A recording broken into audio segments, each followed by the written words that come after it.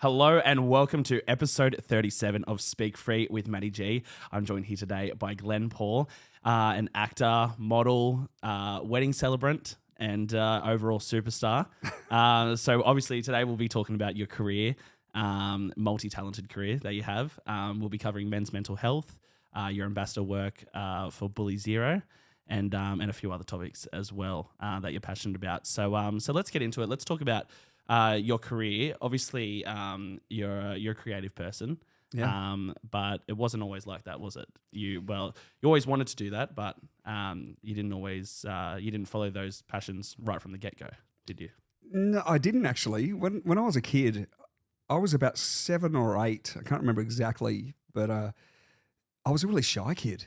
You know, I wasn't the type of kid that was comfortable performing, let's say. And it wasn't until I probably encountered a bit of bullying at school, and my school principal shoulder tapped me and said that he wanted me to be the lead in Happy Days playing Fonzie. And I wasn't a cool kid at all. I was a dork. I'm like, I can't do this. But it wasn't until I was kind of forced into that it kind of unleashed and inspired me a little bit creatively. And if I'm honest, it was kind of the rush of being on a stage for the first time, performing, and that instant gratification from an audience, kind of laughing on cue. And I'm like, what? I'm not funny. What are you laughing at? Yeah. And I was bitten by something at that point, and it became a bit of an outlet.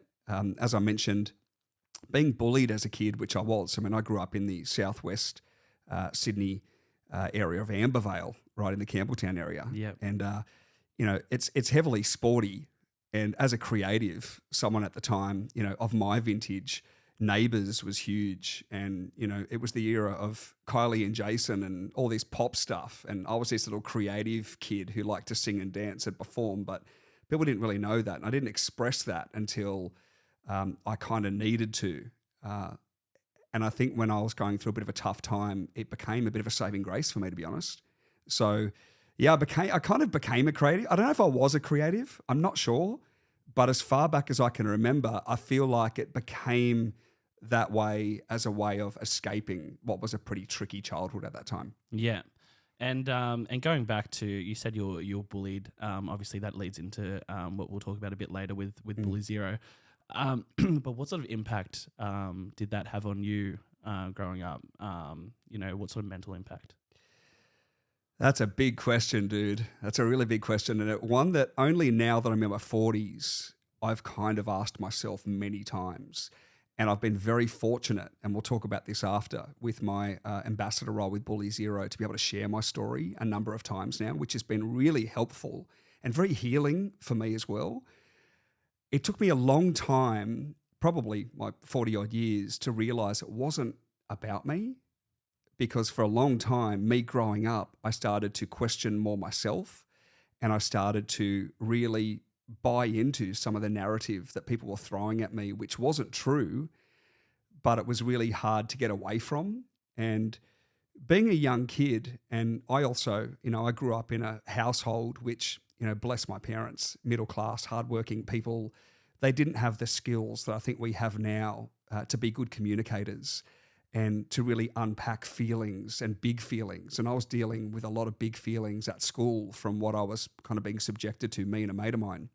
And then at home, because my parents weren't particularly great communicators, there was a lot of hostility and a lot of fighting at home. And, my older brother gave me a bit of a hard time, and I had a younger brother, and he and I were really close at that time, but there was just a really tough dynamic at home and then a tough dynamic at school. It was really hard to escape from that. Yeah. So me growing up at that time was really tricky to find outlets to feel kind of safe.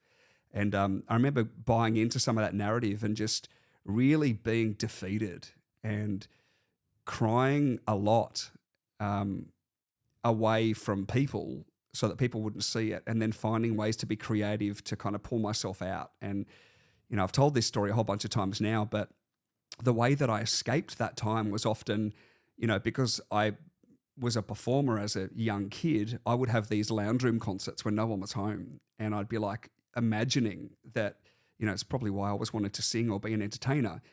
imagine that these people were all kind of adoring me, and I had fans because I felt really unliked and really unhappy. And it was a tough place to be growing up and questioning when already, being a kid and not knowing, emotionally how to really regulate yourself particularly well, and having people kind of tease you and pick on you about things at school, and then going home in that environment. It was really hard to break away from that. And I grew up really unhappy, I think, and really troubled. And instead of, and I've heard this many times as well, when people are subjected to a lot of bullying, they go one of two ways. They either become, somebody that, explores vices. They have a drug problem, or, they have, they're promiscuous, or they find some way of, placating or coating the issue. Or the other way they go is, which is what I did, becoming perfectionistic. So I became quite the perfectionist and very strategic in the decisions that I made as a way of keeping myself safe. And I remember being of the age, I think I was about 11 or 12, and it was just before high school that there was a new high school opening up. And I remembered hearing that many of the kids who were giving me a hard time were going to that school. So I very deliberately and very strategically said to my parents that I wanted to go to a different school in the area so that I could kind of make a break and start fresh, where I thought people didn't know me as that really unpopular, uncool kid that was picked on. It was like a fresh start.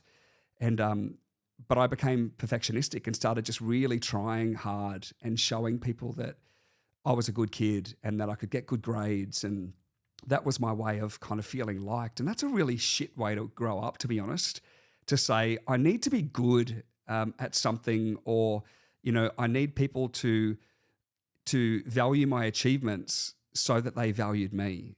Yeah. And it's not healthy. Yeah. No, I totally get that.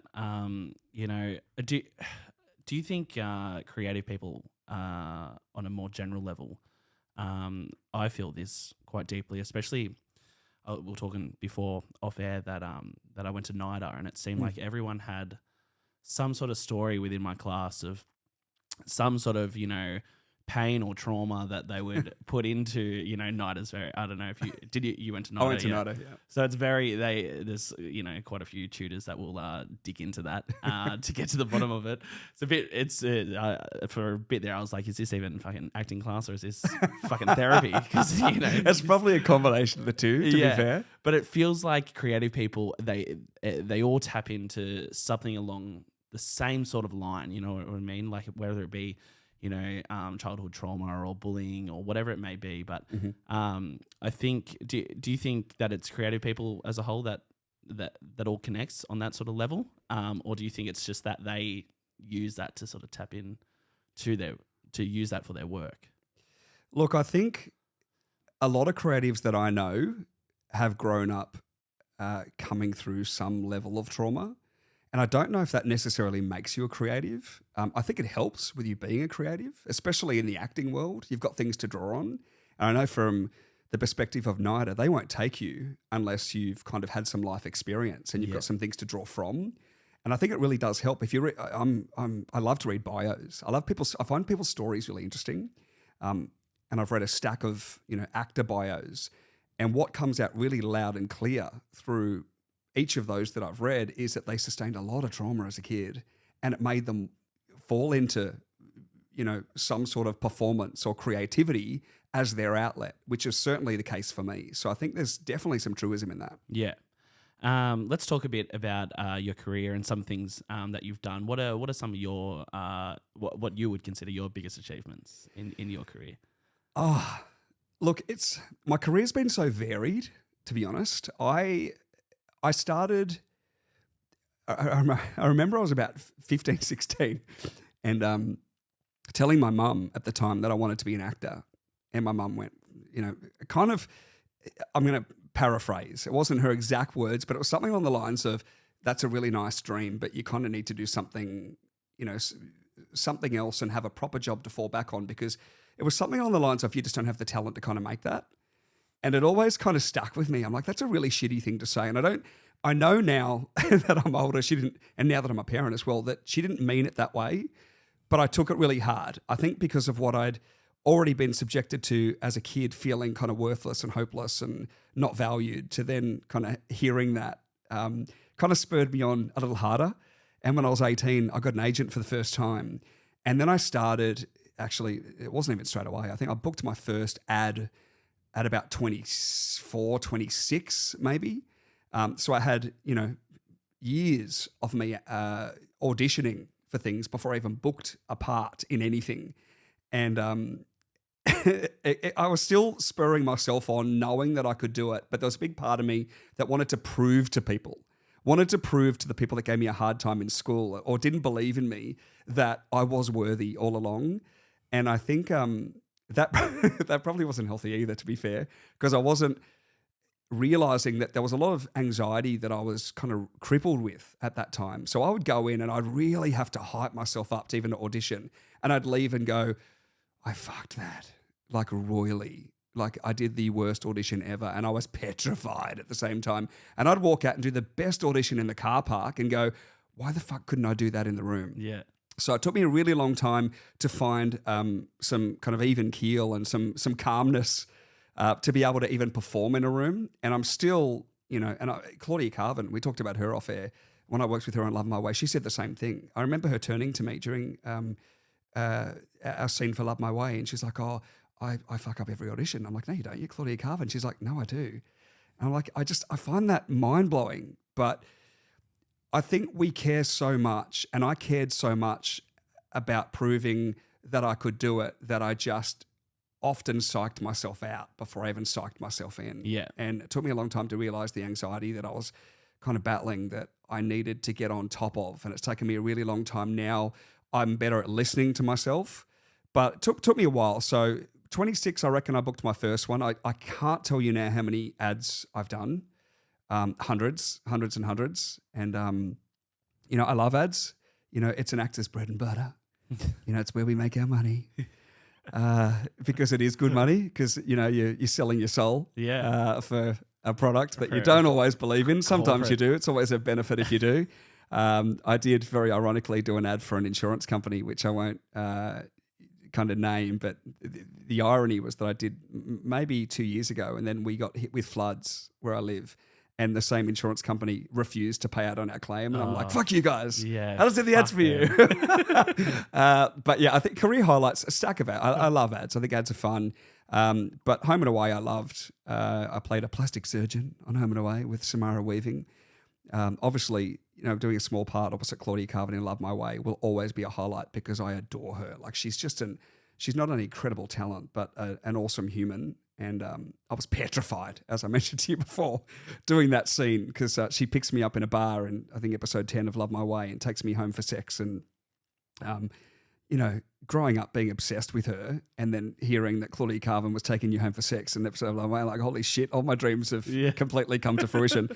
And I remember just going to the Civic Hotel in the city and really just having this freak out moment. And then as soon as I walked in, she noticed me and jumped up off, the bench that she was sitting at and just put her hand out and goes, hey, Claude's. I was like, oh God, I just love you even more. How can I do this? But she completely, put my nerves at bay. And during the scene, the filming of that scene, we were just supposed to be flirty. And she just was so convincing. She's Claudia Carvin, obviously she was, but she was so convincing that I was so in that moment that I wasn't acting. Yeah. It was the first time I remember being on set with someone, someone of her caliber and not feeling like I acted, just leaving and going, holy shit, that was the most fun I have ever had and the easiest job that I ever did. And I remember, I was in a suit and, she was, just making small talk about, oh, what do you do? And give me the eyes and that kind of thing. And I was like, oh, I'm a suit salesman. And she's like, oh, does that suit you? And it's just so quippy, so quick. Yeah. And, I thought that was really cool. So that was definitely a highlight. I've done some cool things. Right? I've done some telly. I've done some film, a stack of ads. Stage I always loved. Growing up doing musical theatre I really loved. Remember... Is it the thrill of it that gets you going? Because you just can't fuck up? I think it's that, but I think it's there's adrenaline. but you're performing. Like Marlon Brando said it best, I think. He says, on screen you act. No, sorry, on stage you act, on screen you think. And that's always stuck with me. You know, it has to be bigger on stage. Yeah. You know, and I did Fame the musical, which was one of my favorite things to do. And I played the drama teacher and I had to sing in that. And I did some classical voice training when I was younger, but I just was not confident. And again, I think that was part of the damage from childhood, being told that you're shit all the time, that as much as I believed that I was good, I couldn't do it. And then I remember every audition I had to sing a song, and they ended up cutting my song because I refused to do it. And then in the last, like in the bows, I had to come out and sing one line in Fame. And every audition I refused to sing that one line, and people would look at me like, fuck, you need to do this. Like you can't get up there on the night and not sing that line. And I remember, I think it was, I don't know if it was the first performance or it was the last dress rehearsal. And it was the first time I actually did it. And I came out from kind of behind the wings for the bow, and I'm like, I feel it coming to get, and everyone just like looked at me like, shit, man, you could sing. And I was like, oh my God. And I just remembered being flooded with all this, happy endorphins, like, oh, I finally did that. And people responded so positively, and that really helped. I think for a performer, it's always about stretching yourself, being creatively fulfilled, but doing things to push yourself and challenge yourself. And I'm much better at doing that now. In my 20s, I mean, we don't know who the fuck we are in our 20s, but then you get in your 30s and now my 40s, and I give less fucks about what people think. Part of me still does, but I give less, that now I'm afforded much more freedom than kind of ever before, which I think is super cool. Yeah. No, it's interesting to hear. Like I obviously I did screen acting at NIDA and you that, big thespian, you. And then, but I always enjoyed, like, during my HSC, like doing the monologue and that, and like performing in front of people. That was so much more fun to me than like doing 3 takes of one fucking 1 minute scene. Oh yeah, like that's like, I think that's what people don't get. Not that I've worked on a set or that, but even just doing things at NIDA and doing takes and that, I'm like, this is what it's like. It's just a very long, drawn out process to get a finished product. And whereas like stage is like, you got one shot, fucking go for it. Eminem said it best, didn't he? Yeah. but you're so right. So, yeah. Look, filming telly is most people will tell you is not as exciting, and there's not as much as of a rush as there is when you're doing stage. Yeah. That's most actors will say they'd prefer theatre. But the money's not there. Yeah. If you're a TV star or a movie star, like you're, especially in the US, you're making millions, right? Yeah. You're on stage, you're not making that sort of money. Yeah. So whilst most actors love it, it's not where the money is. So you go where the money is, right? Well, exactly. 100%. You got to make a living, Exactly. Which, especially in this day and age, shit. Cost of living in Sydney. Oh, try being an actor or any sort of nightmare. creative in Sydney right now. It's it's not where you want to be. It's not fun. We'll talk about obviously being a celebrant, and how did that come about? What you just did a course and wanted to get amongst it? Well, I had a varied career as well. So we talked a bit about the creative stuff. So I've been an actor, a presenter. I do some advertorials and stuff now. I've been a model for the last couple of years, and kind of an old fart model. I like to call it, over 30s model. Mainly dad roles and catalogs and that sort of thing. Like, that's all right. No Milan or no underwear modeling. But yeah, I also worked in banking and finance for quite a while, in government, in automotive. I worked in a stack of industries, but one thing kept coming through really loud and clear, that I didn't want to work for assholes anymore. And the celebrant thing came about because I was looking for a way of making money and building a career to be self-employed on the side, which gave me an opportunity to audition Monday to Friday for creative jobs, and then still have an income coming in. And I got married 2016, and I saw what the celebrant did at that time and was like, I could do that.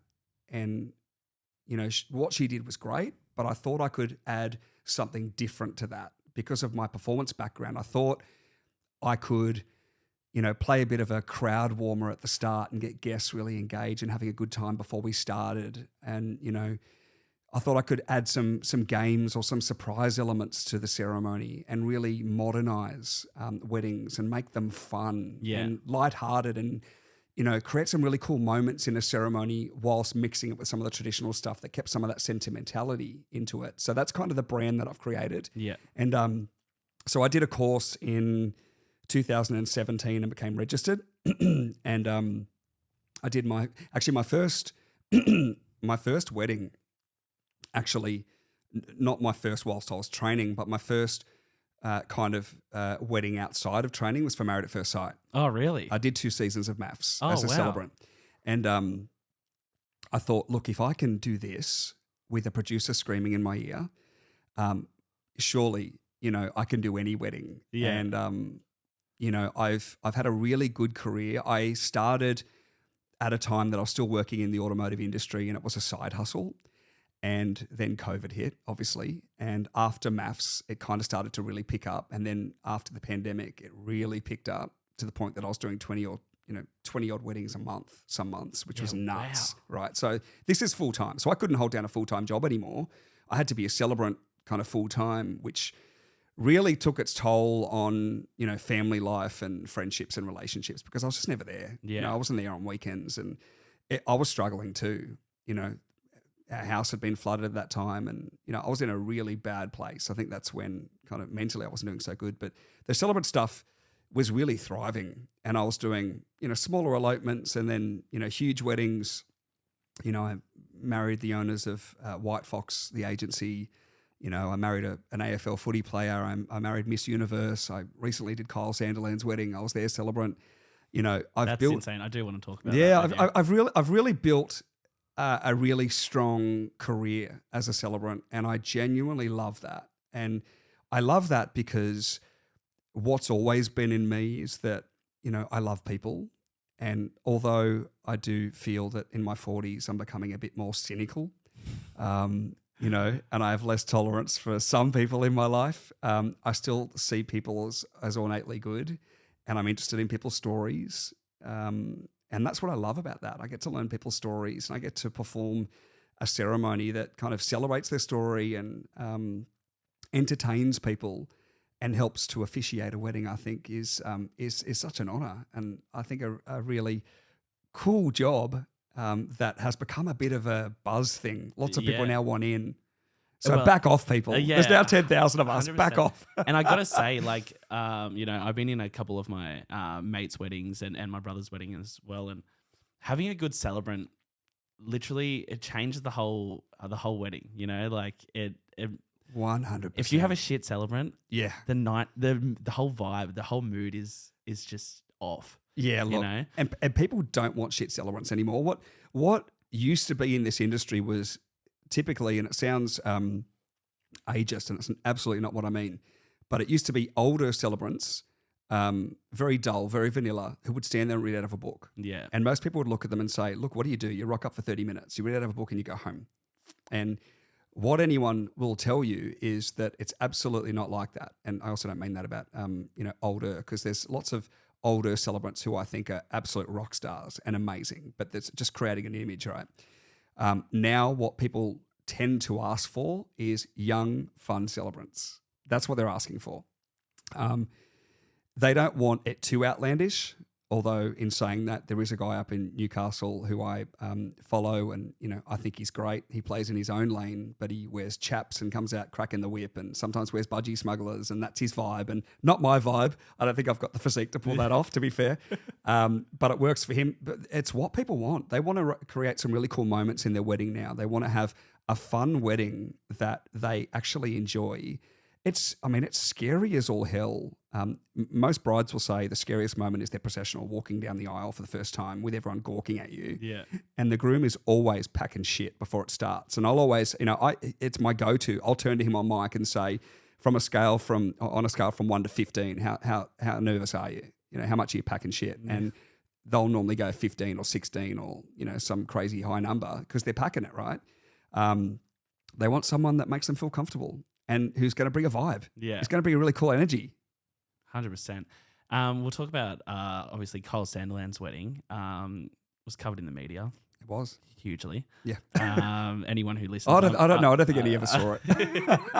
I'm a big Kyle and Jackie O fan. So obviously listening to them talk about the wedding leading up to awesome, it and that, they're so good. They're so fucking good at what they do. They're very clever. You know, I love it. So I feel like it's funny. You know, when you love someone so much, even though you don't know them personally, you feel like you have to defend them because there's so many haters of them on there. So every time they put it, like Daily Mail puts a story up and all these people are like, oh, they should not even be on air, fucking that. I'm like, shut up, you fucking losers. Like, look, just because they're making money. Look, it's Australia, right? It's tall poppy syndrome. And the thing is, they're polarizing, right? So you either love them or you don't. Yeah. You know, they don't try and be anything they're not, you know, and I love that about them genuinely. Like, I love authenticity. Yeah. And I think both of them, like, you get a really good sense of who they are on air. And if you meet Kyle, what you see is what you get. He doesn't suffer fools. I get that sense from him. But he's a big teddy bear. He's got a really big heart. He does so much good in this world. In addition to, you know, his radio job. Yeah. You know, outside of that, like, they're both very generous, very kind people, and people are so quick to pull them down for doing well. It's like, but they're also doing a lot of good stuff. What the fuck are you doing in your day? Yeah. How are you making a difference in this world? Yeah. You know, that's what I throw out. I'm like, I get really cranky, and I saw, you know, I shared this, you know, on a podcast, you know, a little while ago that, you know, I mean, I'm not a huge fan. I grew up in the 80s, right? So I'm a huge MJ fan, and Prince and Madonna, all that stuff was really cool to me.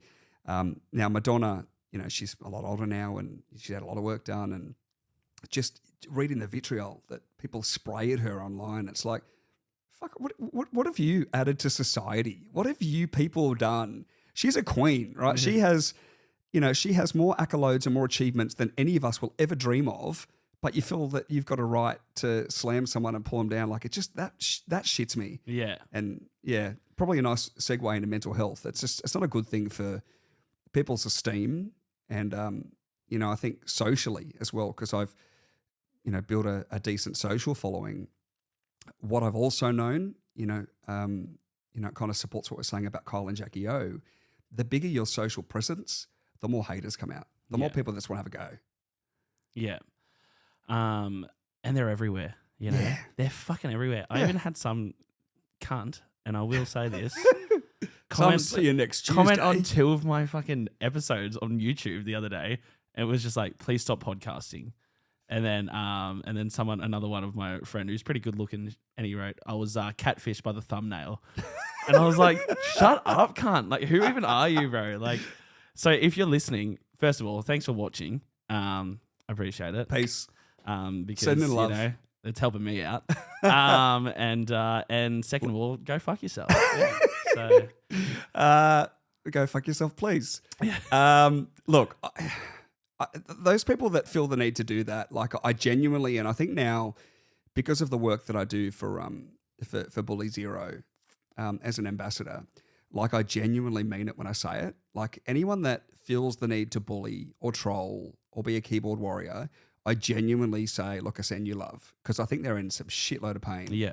I don't think they are handling life particularly well. I think they've got a lot of hang-ups and a lot of demons inside them to feel that their best way to get through their day is by pulling someone else down. You know? I agree. And, you know, going through my way of when I started high school, I was like, because I was, you know, a bigger kid and that, and I was like, I've got to be the funny kid, you know? I've got to be the funny kid. So that was your strategy. That was your coping mechanism, I was right? like, if I put shit on myself, then who gives a fuck what people say? Yeah. You know, I've already said it about myself, you know? Yeah. And that's how I did it. And that's what when I became, you know, the funny kid, or, you know, the one that didn't take themselves so seriously and all that. But, you know, there were moments that, you know, you obviously, you know, as a teen, it's fucking hard as a teenager. So hard. And that's what... Especially with social media now, you know? I feel so sorry. I looked after... So much worse. I took my little cousin to the footy the other night, and just hearing the things he says and the things he talks about as like a 14-year-old, I'm like, I wasn't even talking about that as a 14-year-old. These kids are growing up so like fucking what? fast now. Like, just... Like sexual stuff? Sexual stuff, drug stuff. Yeah, he's fucking vaping. I wouldn't have known what I don't think I knew much at all about sex or drugs or any of that at 14. I was a very naive kid. So that's scary. Yeah, I shouldn't probably be talking shit. I think I smoked weed at 14. I definitely didn't. I keep forgetting what age I started doing all this shit. I was a bit of a straighty 180 to be honest. Yeah? But Yeah. I mean, the perfectionist thing, right? I was up until about year 8 and 9. Right. And then I was like, fuck it. Yeah. But, I think that's sad that you had to take on a character for your own survival, right? And that's what I find really sad about kids, in particular these days. It was hard enough for us. It was hard enough for me being bullied as a kid, and then even in an workplaces as an adult, I encountered a bit of bullying too. So it kind of doesn't really ever go away. You've got to find a way to manage it. But for kids these days, it's 24/7 with social media. Yeah. Bully Zero was founded after a young boy took his own life. And he was bullied online and left the house. And his parents, he was an only child, woke up the next morning and, he was gone. That stuff, people need to get the gravity and the damage, the destruction that words can do. It's no longer, the old sticks and stones, may break my bones and, words will never hurt me or any of that. It's words are more cutting and more long lasting than people ever realized. And it was very damaging for me and it's very damaging for kids. And these days, kids cop it a hell of a lot worse because there's access to them. There's access to them 24/7 via social media. And that's scary. I won't let my kids have social media. I know other kids their age, my oldest is 9 and, she talked about TikTok for a while and wanted to watch it. And I was like, well, no, you're not having it. TikTok, the age says that you've got to be 16 and unless you're 16, you're not doing it. And I know that she's got friends that are on and I'm like, you shouldn't be seeing that. You're exposing them to things. You mentioned, was it your cousin? Yeah. You said? Well, my cousin's son, yeah. Yeah, your cousin's son. So at 14, being exposed to stuff like that, look, you're too young for that. You don't have the emotional intelligence to understand that and to make sense of it. Like I couldn't make sense of kids bullying me as a kid. I bought into that and believed it. If you're in your teens and you're copying it nonstop, what's it going to take for people to realize the damage that they're causing? And adults, you should fucking know better.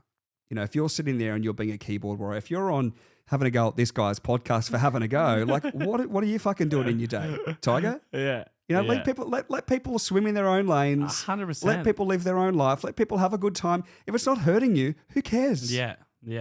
And also the media is a huge cause of it too. They put up these clickbaity headlines to fuel up the fucking hatred, to fuel up the divide, and everyone jumps on it because everyone's a fucking dickhead. Yeah. They all take the bait and they go mental. And so everyone plays a part, and until everyone realizes that they're also playing a part, nothing. I don't see it changing. Look, I've been saying this quite a lot lately. I think the world is fucked right now. I really do. As someone who grew up with, bright eyes, going, I'm going to leave a mark on this world, and I really thought this world had so many amazing opportunities, and I still believe that. If we're kind of talking in black and white terms, we know there's still good in the world. We know that. But there is a lot of shit in the world. And what I really struggle with is that we err so much on the side of being overly cautious now for fear of upsetting someone. And it's just very un-Australian. We've lost our fabric. We've lost our culture and our sense of who we really are. Really annoys me. I got really pissed off this year. An old friend of mine had a go at me for being an MC at a big Australia Day concert and said, I never took you as somebody that supported genocide. Oh, fuck. And me. I went, look, dude, not only am I paying to put fucking food on the table for my kids, but I'm Australian. And the issue that I have, and this is maybe an unpopular opinion, I do not support that, but my view, and it's only my view, doesn't mean everyone has to share it, is I've been on this planet for 44 years. And in those 44 years, it's only been the last few years that suddenly we've gone, it's really it's all the woke stuff that's coming about going, we shouldn't be, you change the date. We shouldn't be celebrating Australia. It's not even the day that it started. Like the day's changed a bunch of times if you look at history. Yeah. So it's not the day. So I just don't think people are happy with anything these days. I think they'll always find an excuse. And if it really was what they're saying it was back in the day, that's absolutely heartbreaking. Any one of us would not be happy with what happened then, but that wasn't us. Yeah. We weren't there. Like we're so progressed now, and we're so open-minded, and there's less, prejudice and judgment. Well, I mean, judgment still exists. That's not true, but there's less prejudice. We accept people more for who they are, but then also at the same time we don't, because then there's the woke stuff. We have to abolish all of our history. We have to take everything away and make everything wrong. And I had some fucking lunatic from, she's a writer for news.com.au come at me recently because I posted something about one of my favorite films of all time, Grease, and she came at me and went, it's full of misogynistic undertones and blah, blah, blah, and that should be, we should delete that from, the film library. I'm like, you're a fucking idiot. Oh, I'm sorry, but you just fuck off. Yeah. I have no tolerance for people who don't have tolerance of others. I will never sit here and say my opinion's the only opinion that matters. I will express my opinion because that's my opinion, but it doesn't make it right. Exactly. It doesn't mean you got to agree with it. If you tell me that the sky is pink, yeah, sure. Like, cool, it's pink. I don't care. Yeah. So I've got very different views on certain things. The woke stuff's got to stop. And I think also, we said we'd talk about relationships. I think it's affecting relationships. I think, this could be a whole podcast in itself, but I think the struggle with relationships these days, and ironically, I'm a celebrant, but the divorce rate is alarmingly high. It's almost 1 in 2, is that we have no idea what our roles and responsibilities are anymore in a relationship. The lines are so blurred now. They're so murky that there's no sense of teamwork, that people just, I kind of go back and look at history and people go, well, it wasn't great back then either, 40, 50 years, but the divorce rate was lower. And there was a lot of, toxicity and a lot of, masculinity and just some shit things that maybe needed to change back then. But I think we've gone too far. Yeah. And I think we're suffering for it. I agree. I think now, especially with, not only roles being sort of blurred, but gender as a whole is being blurred now. You know what I mean? And it's just, it's going way too far. It's like, your mum, generally, and this is actually a fact, right? Women were happier when they were at home, right? Yeah. I'm not saying all women should be at home, right? I believe that though. But when that was how the world worked, is the man provided, the women looked after the home and the kids, right? The man went out. Sure, he'd love to spend more time with his kids, but he makes that sacrifice to go out and make the money. And overall, that worked as a family unit much better. And I think the world is hell-bent on destroying the family unit, if you look at, this is a bit conspiracy theory shit, but if you really look into conspiracy theory, if you really look into who's controlling the getting women into the workforce and that, it's these people who are hell bent on destroying the family unit. Because if you don't have a strong family unit, who do you look to rely on? You look to rely on the fucking government, right? Yeah. And then the government controls you. Okay. Then, the government controls you then, So a strong family unit is that's your strong, that's your people you stick with no matter what. And when you break that, you leave people as individuals, and we're all divided then. We're all, if you don't even have a united family, what sort of chance do you have to be united as a whole society? Yeah. You can't. Yeah. Look, I don't think there's a really strong, again, very ironic that I'm a celebrant, and I genuinely believe this. There's no strong sense of, a husband and wife, or a husband or a wife and a wife team so much anymore. Like, people are individuals. They're wanting to be more individualistic in a relationship or in a marriage. And yes, there needs to be some compromise. And I still believe that you need to have your own identity. But you can't completely be selfish in a marriage because, it's that old wanky thing, together we achieve more. If you're united and you stick together and you don't let people infiltrate, then I think you'll be stronger united in a relationship. And I do think, because of the radical feminist movement. Don't get me started, which I think has become about beating down men, not really about equality, which is what it really should be about. It should be about equality for both. I agree with your point that females saying, we want the same rights, we want to work, and we want to earn the same money, and the pay gap needs to be improved, and like all that stuff. I agree with, if you want it, and not everyone does. Right, Jacinda Ardern's a good example of that. The PM in New Zealand, she worked really hard, very well respected, and then was like, no, I just want to spend time at home with my kid. Good on you. Yeah. Like, you should be able to make that call. I've seen it personally with women in my life that just end up really unhappy. They want the career because they want to be this independent, strong woman, and then they have this career and they're like, but now I'm missing out on things, and they're breaking down all the time because they're not getting time with their kids. Like, what is it? Like, I don't know. I think we've lost what worked in the past. We still need to work what didn't work in the past. I agree with that. But the radical feminist stuff, it's not helping, and the woke stuff's not helping. I think there needs to be a better sense of what does a marriage or a relationship need to be? What are the parts that we bring into this? I saw something really interesting recently that said, you're never going to be 50-50 to a marriage or relationship. Sometimes it'll be 80-20. Like, some days you'll be 80 and the other person's 20, and you're like, well, I got you. That's teamwork, right? That's how it works. And I saw something else. You mentioned the gender thing. How many genders are there? And I saw a thing the other day, and I reposted it, and someone actually sent me a message, private DM, saying, oh, be careful. That one's, you're walking a fine line, because it was like, how many genders are they? And I forget who it was, but she goes, there's two, male and female. And she's like, well, what if someone says that, they don't identify as that? She's like, well, if they identify as a lamp, I don't fucking care. Okay, you're a lamp. She's like, I don't care, but it's what I believe. Yeah. You're not going to change the way I view the world. And that's the thing. I think perspective matters, and people need to be entitled to their own opinions more the way we used to as Aussies. I think we've lost that sense of culture, and I think we're all now walking on eggshells for fear of upsetting people, when we should just be allowed to be who the fuck we are and just stop the judgment. Yeah. Stop picking on people. Let people be who they are. Who cares? Yeah. Yeah, I agree. I think Australia has lost its larrikin, taking the piss out of yourself sort of sense of, like, even, and this is probably, it's a bit of a piss take, but meat pie sales are down, right? I've noticed that. I have actually noticed that. By 40%, that's huge. That's actually and they're saying massive. they're looking at getting rid of the meat pie. And they're like, how bloody un-Australian. They're like, Australians think they're too good for a meat pie now. You know what I did on the way back from Townsville last weekend? I ordered a fucking meat pie and a sausage roll pack they had, Villy's meat pie.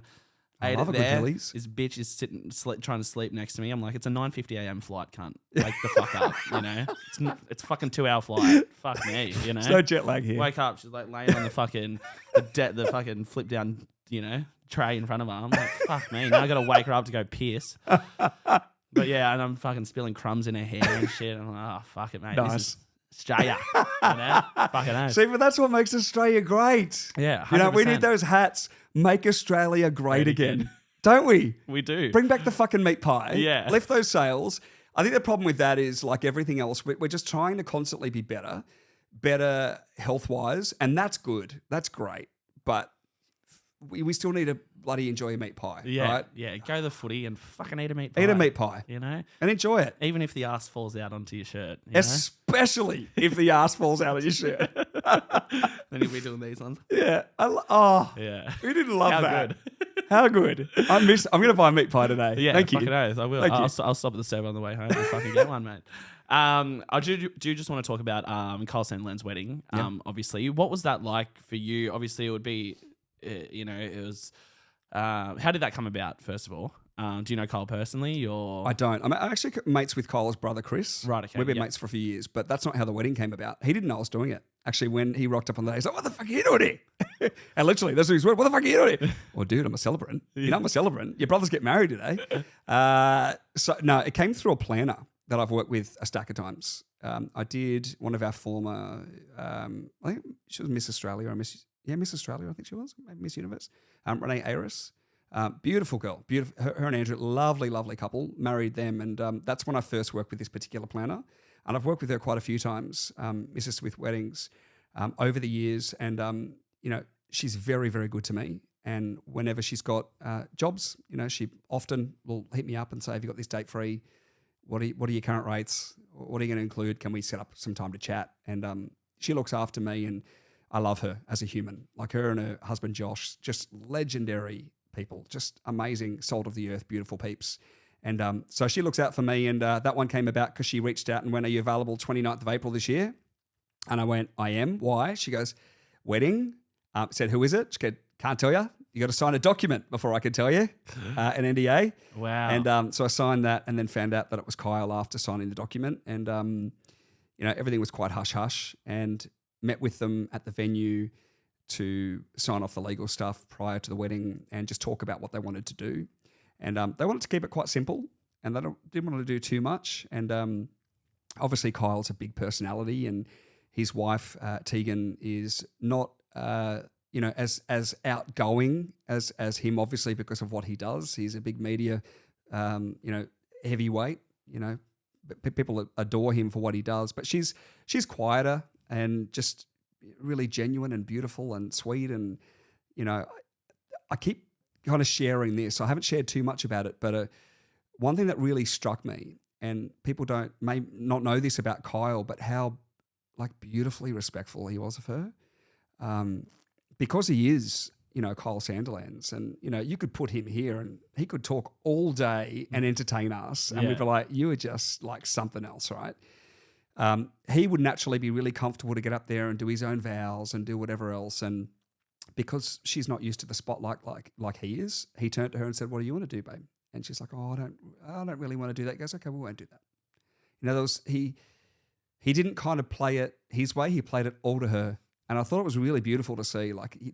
There's genuine, love and adoration. Like, you could feel it around them too. Like, it's palpable. And I've used that at ceremonies before, but you genuinely can feel they just adore each other, and they're really sweet.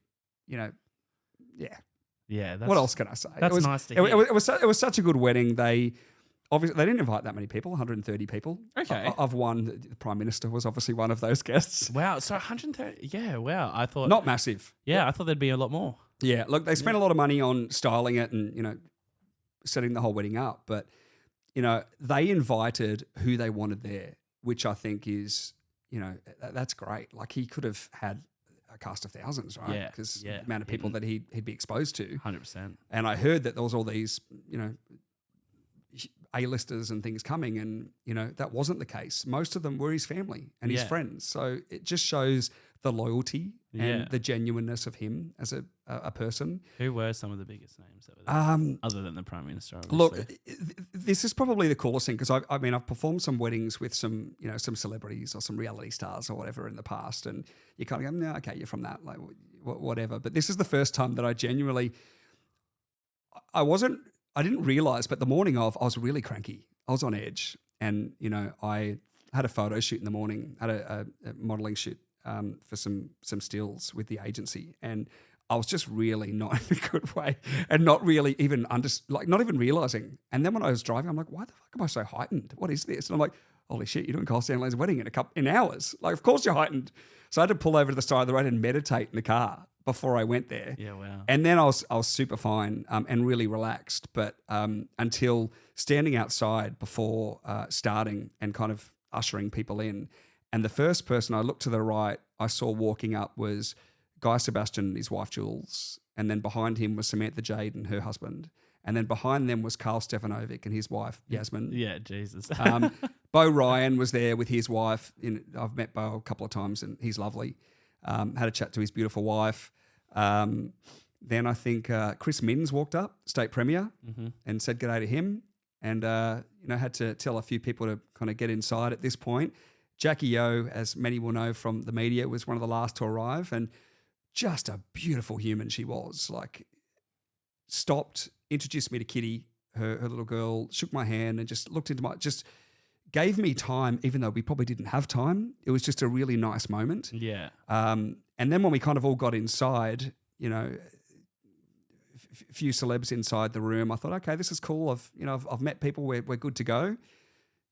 Got Kyle in and the groomsmen, and had everyone making some noise and getting excited for the start of what was to be an amazing wedding. Then the PM walks in and last takes his seat, and I'm like, oh. I just remember thinking in my head, okay, this is when you. He didn't when he walked in, but I just remember thinking in that moment, don't stuff up the legals. Don't get the monotum wrong. The monotum is what we have to say at every wedding. Before you are joined in my presence, in the presence of these witnesses, blah, blah, blah. And I'm like, don't stuff it up. Yeah. Because he wouldn't even know that. Yeah. But that was just my thought. Like, just don't stuff that bit up. But yeah, it was a really cool wedding, and it went really smoothly. There was a lot of stuff to hit the media. Right? There was a bit of a shit show around some of the people that were invited, especially the PM being invited with some of the people that were in Kyle's bridal party. And look, I can tell you that, they weren't in really close proximity from what I saw anyway, but they were so lovely. Kyle's best man, Simon Main, was so nice. Like, I was really taken aback. After the ceremony, he shook my hand and goes, mate, that was amazing. Like, that was awesome. Like, he was so complimentary. And I'm like, I did not expect that. Because you read into some of the media stuff, and I tried not to, but I didn't know what I was walking into on the day. And, funny, obviously, Kyle being the radio guy, and they talked about this on air as well, he couldn't have dead air. There's parts of the ceremony where I'm like, please repeat after me. And Kyle would jump in, and he'd be talking over me before I'd even finished. Because he's like, we can't have dead air. Yeah. Not even in your wedding ceremony. Because he's just so used to it. He's so used to it. Yeah. But yeah, no, it was a really cool moment for me. So we talked about before, some highlights in my, my media career. That would definitely be a highlight for me in my celebrant career, and a really positive one. There was never anything that came about as part of that wedding that left a sour taste. Like, they were just so lovely to deal with, and the wedding could not have gone any more perfectly, and it was absolutely the best day. Yeah. Oh, that's awesome. I like to sort of end my podcast with allowing my guests to say sort of whatever they want, piece of advice for listeners, or just anything that we haven't covered yet that you want to cover. So yeah, take it away. Right. Look, I think what I'd like to say is some advice to give to my younger self, and hope that it resonates with some people that might be listening. That one thing I didn't know is that, and I think one of my favourite 80s vocalists, Whitney Houston, said it best, loving yourself is the greatest love of all. And it sounds really cheesy, but it's absolutely true. I didn't know that as a kid, and I didn't know that I could be strong enough. And I hope that I can really get my kids to understand this, that someone else's opinion of you is really none of your business. It's what you believe yourself to be that really matters. Surround yourself with positive people. Anyone that's casting shade or, throwing any vitriol or negativity your way, cut them out, because you don't have to put up with it. Just because somebody says something doesn't make it true.